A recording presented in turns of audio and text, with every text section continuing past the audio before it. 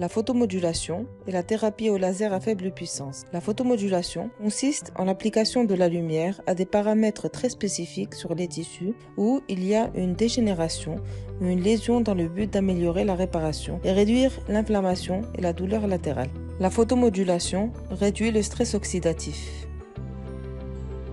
Le stress oxydatif est le déclencheur de la plupart des maladies chroniques et dégénératives. Mais c'est aussi une composante dans les phases inflammatoires des maladies chroniques et aiguës. Contrairement aux médicaments et à la chirurgie, la photothérapie par modulation favorise la régénération, réduit l'inflammation et la douleur sans être toxique ni invasive. La photobiomodulation est une technologie qui a été étudiée dans plus de 4000 cas cliniques. La photobiomodulation est utilisée dans des milliers d'hôpitaux et d'institutions sportives d'élite dans plus de 70 pays avec des résultats prouvés. Alors vous vous demandez, comment la lumière peut-elle vraiment faire tout ça? La réponse est simple. Le corps humain est composé de 11 systèmes. Chaque système est composé d'organes. Chaque organe est composé de cellules. En fait, votre corps a plus de 37 milliards de cellules. Chacune d'elles est programmée pour effectuer des milliers de fonctions chaque jour. Chaque cellule de votre corps a un composant commun et ce composant est appelé mitochondrie. Il s'agit de la cellule qui produit l'énergie dont nos cellules ont besoin pour mener leurs fonctions quotidiennes. Cette énergie cellulaire est appelée ATP, ce qui signifie l'adénosine triphosphate. Chaque cellule produit plus de 10 millions de molécules d'ATP chaque jour. Ce processus se produit dans un cadre très organisé appelé la chaîne de transport d'électrons. Dans la dernière étape de cette chaîne se trouve l'enzyme appelée cytochrome C oxydase.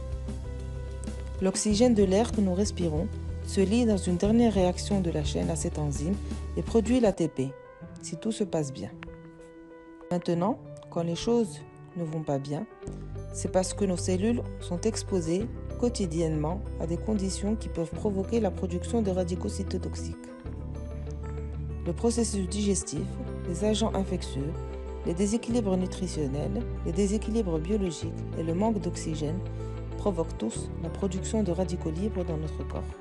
Vous vous souvenez de l'enzyme cytochrome C oxydase et de la façon dont l'oxygène s'y lie pour produire l'ATP ou l'énergie? Les radicaux libres peuvent non seulement se lier à la cytochrome C oxydase, mais ils ont une meilleure affinité pour cette enzyme que l'oxygène. D'où la diminution de l'absorption de l'oxygène va entraîner une diminution de la capacité de la cellule à produire l'ATP nécessaire. Cela équivaut à ne pas avoir assez d'essence dans la voiture pour se mettre au travail. Nos cellules neutralisent naturellement les radicaux libres avec du repos et les antioxydants de notre alimentation.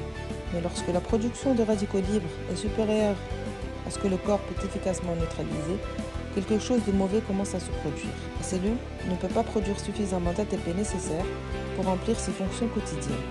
La cellule déclenche la production des radicaux libres encore plus nocifs, appelés espèces réactives de l'oxygène.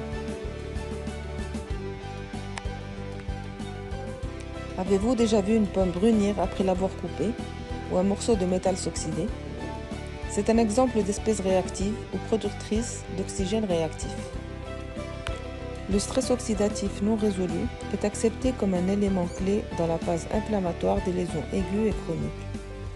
Il accélère le processus de vieillissement et est le déclencheur sous-adjacent de la plupart des maladies et affections neurodégénératives, où vous pouvez inclure des troubles tels que la sclérose en plaques, le Parkinson, l'Alzheimer, les erreurs de transcription des gènes qui causent le cancer, les maladies du cœur et des vaisseaux sanguins, les crises cardiaques, les insuffisances cardiaques, l'athérosclérose, l'ischémie, emphysème pulmonaire, cancer du poumon, syndrome de la fatigue chronique ou fibromyalgie, les troubles de la vision, les maladies de la cataracte, les maladies inflammatoires comme l'arthrite et le syndrome du côlon irritable, le diabète, les maladies rénales, les lésions cutanées, les maladies auto-immunes, et la liste s'allonge encore et encore.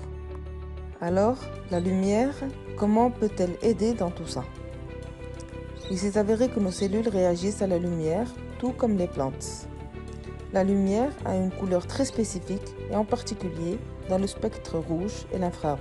Vous vous souvenez du récepteur des radicaux libres cytochrome C oxydase? Il s'est avéré que la cytochrome C oxydase est aussi le groupe chromophore, c'est-à-dire le lieu d'absorption de la lumière dans nos cellules lorsque la lumière de couleur est appliquée immédiatement à une intensité correcte.